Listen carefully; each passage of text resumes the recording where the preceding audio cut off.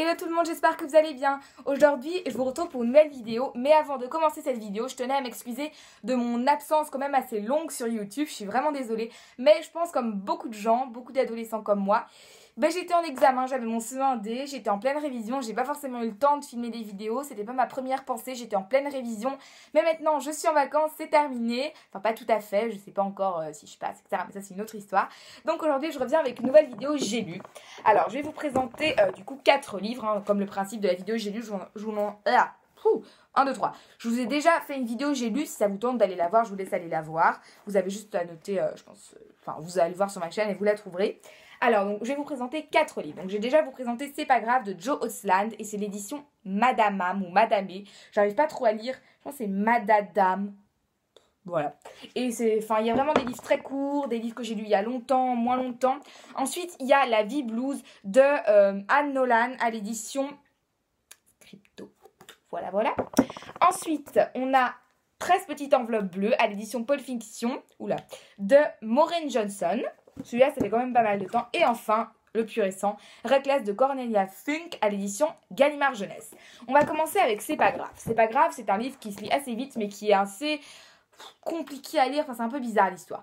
En gros, c'est l'histoire d'une fille. Je sais pas trop, oui, Chloé, voilà, je retiens pas trop les noms des personnages, hein, ça fait pas mal de temps que j'ai lu.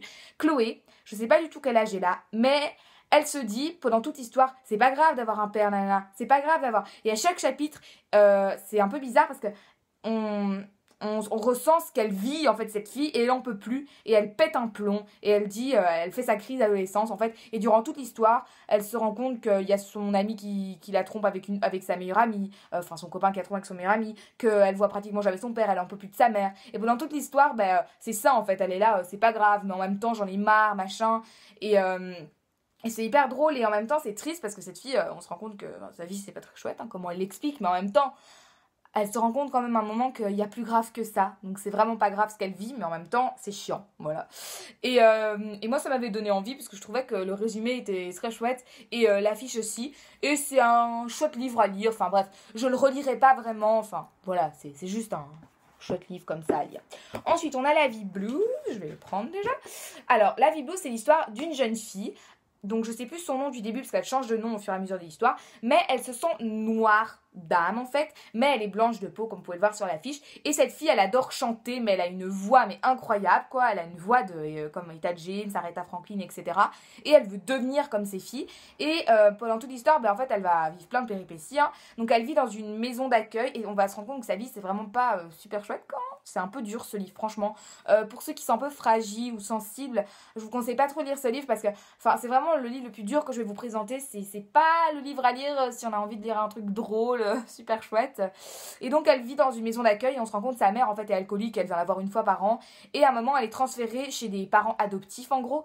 Et on va se rendre compte par la suite qu'en fait c'est un pacte qu'a fait sa mère pour de l'argent. Et c'est assez horrible parce que cette fille elle se retrouve de maison d'accueil en maison d'accueil. Et évidemment elle va rencontrer plein de gens durant l'histoire. Elle va vivre des choses pas très chouettes non plus à 13 ans, j'en dis pas plus. Et c'est assez dur parce que ça parle vraiment de ça, de cette fille qui veut vivre de sa passion, qui veut faire ça déjà super jeune.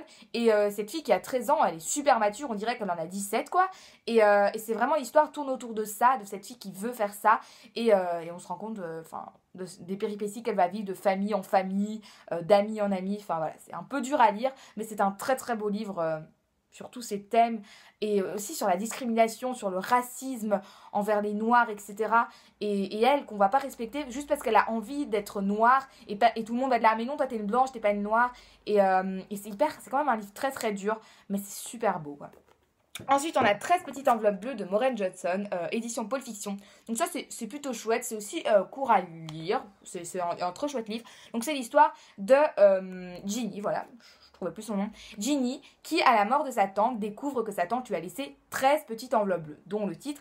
Et à chaque enveloppe, sa tante lui demande d'aller dans un pays, d'aller faire quelque chose. Et du coup, durant toute l'histoire, Ginny, elle va se rendre à ces enveloppes. Et évidemment, elle va rencontrer plein de gens. Elle va vivre plein d'aventures durant son voyage. Elle va être très triste de partir parce que c'est pendant les grandes vacances.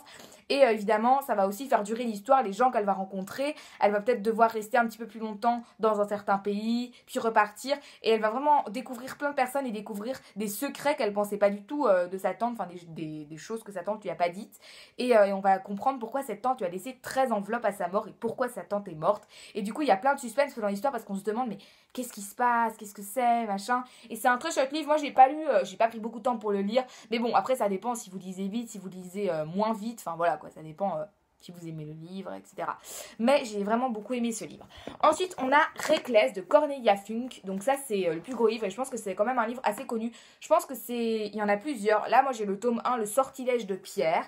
Alors, donc Reckless, c'est l'histoire d'un garçon, Jacob, qui découvre... je pense qu'il a 13 ans, donc son père est mort, et tous les soirs, il va dans le bureau de son père et il découvre un miroir. Et il découvre dans ce miroir qu'on sait rentrer dedans. Enfin, c'est assez fantastique. Et il découvre un autre monde derrière ce miroir. En fait, donc il y a le monde des humains, normal. Et puis il découvre un autre monde hyper fantastique. Et puis on découvre, on voit l'histoire 10 ans plus tard. Donc lui, déjà, il est plus âgé.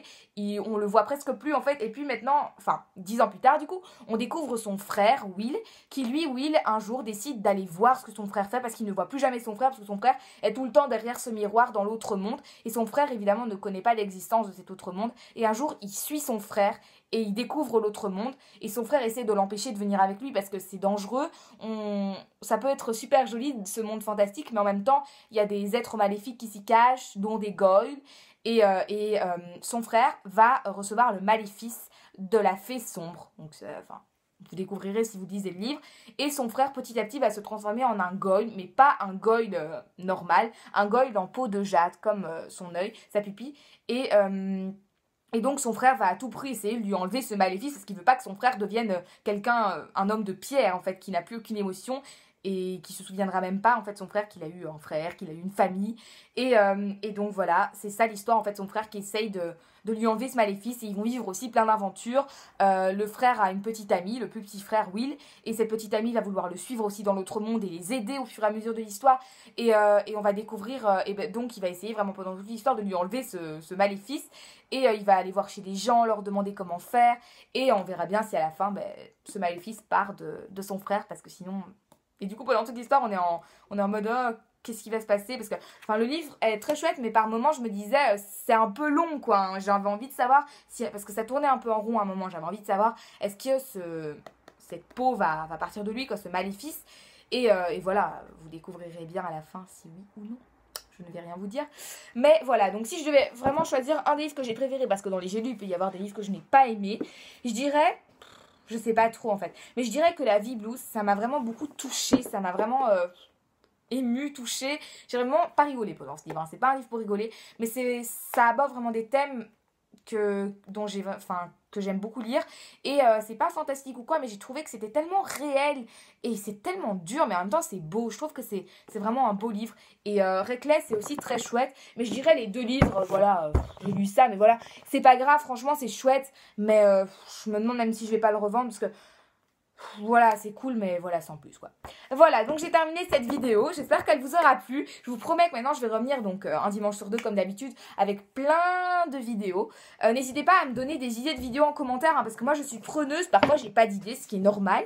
Et donc, n'hésitez pas à me donner des idées. Franchement, allez-y, foncez, donnez-moi plein d'idées de vidéos. N'hésitez pas à me dire si vous avez lu un de ces livres, s'il y en a un qui vous tente plus, que vous avez préféré dans mes résumés. N'hésitez pas aussi à me dire où vous partez en vacances, ça me tenterait bien de savoir. Et si vous voulez, comme ça, on partage en commentaire. Et voilà, n'hésitez pas à me dire ça. Voilà, donc j'espère que cette vidéo vous aura plu. N'hésitez pas à mettre un pouce en l'air si elle vous a plu, si vous voulez d'autres vidéos que j'ai lues. Et voilà, donc n'hésitez pas à vous abonner à ma chaîne. Et je vous fais de gros bisous et je vous dis à dimanche dans 2 semaines pour une nouvelle vidéo. Bisous!